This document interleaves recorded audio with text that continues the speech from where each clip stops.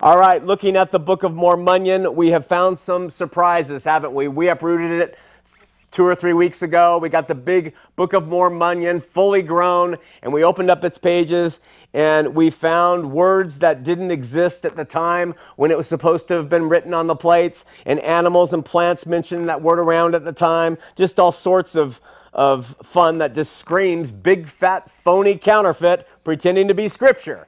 I mean, that's what the Book of Mormon screams when you really look at it, okay? The Book of Mormon mentions the following things we have yet to discuss in its imaginative pages. Joseph included in Alma 1:29 the presence of silk, which takes silkworms. And we're talking about 600 BC on through to about 400 AD. Okay, chariots, where are all those wheels, discarded wheels?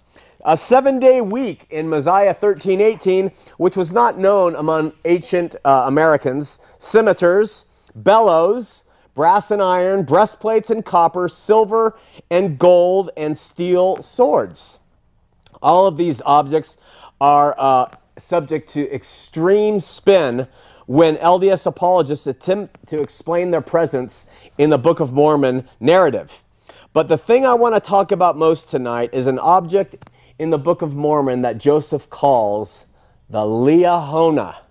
Verse 10. And it came to pass, as my father arose in the morning and went forth to the tent door, to his great astonishment he beheld upon the ground a round ball of curious workmanship, and it was of fine brass. And within the ball were 2 spindles, and listen, the one pointed the way whither we should go in the wilderness. Now, remembering that Lehi was commanded to travel, and this Liahona pops up at his tent door from somewhere and pointed with the arm of the spindle whether they should travel in the wilderness, what do you think that this Liahona was? It was a compass, right? And the description that you read in the Book of Mormon, you'd think it's a magnetic compass. When I was a kid, that's what our scout leaders used to tell us. They used to say the Book of Mormon, Liahona, was a compass just like the ones we would use taking out on hikes. Now, my daughters, they went to Deseret Book. This is a Deseret Book bag today, and right across from Temple Square, or the $1 billion City Creek place, and they bought a packet, and it says Liahona. And here, the Liahona, on the side, it says spindle, compass, writing that changes. It literally says this is a child's toy. Spindle, compass, writing that changes. Liahona. And so I got a little model for you. This is, they sell these things in Deseret Book, and this is the Liahona.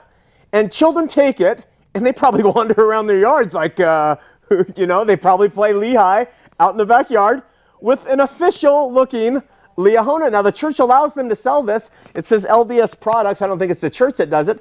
But here's what an actual Liahona looks like, according to the description in the Book of Mormon. So I'll get back to that thing in a second. Now, in verse 16 of chapter 16, it gives more insights into the ball. That's all it was called at this point, its ability. And it says in verse 16, and we did follow the directions of the ball, which led us in the more fertile parts of the wilderness. So this compass was more than just a director, more than just a compass of sorts, but it also would tell them where to go, where the best places were, where the most food was, where the great water was, things like that. It would give them, it wasn't just a compass. I mean, it gave them, told them where riches of the land were as they traveled. In other words, it was somewhat magical in its abilities, leading people to locations of material prosperity. Now take a minute and think. Where would Joseph Smith get the idea of an object that would lead people to material prosperity? Think about it in the history of Joseph Smith, what his activities were as a young man with his father out there on the farms looking into a hat and searching for prosperity. Now, the brass ball also possessed another magical capability. It would deliver messages that would somehow appear and disappear. Verse 28 and 29. And it came to pass that I, Nephi, beheld the pointers which were in the ball, that they did work according to the faith and diligence and heed which we did give unto them.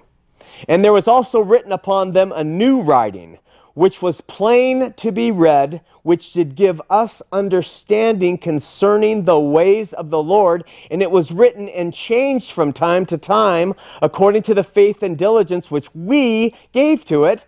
And thus we see that by small means the Lord can bring about great things. And it came to pass that I, Nephi, did go forth up to the top of the mountain according to the directions which were given upon the ball.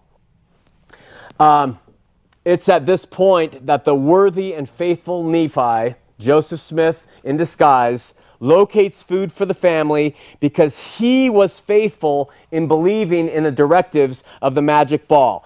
He was the one who made it work, and while his father and his brothers later on in the Book of Mormon narrative, a Book of Mormon hero named Alma reveals the name of the brass ball and its curious workmanship, and he says, "And now, my son, I have somewhat to say concerning this thing which our fathers call a ball or director, or our fathers called it liahona, which is being interpreted a compass. And the Lord prepared it." Okay, so we're going to wrap it up with this.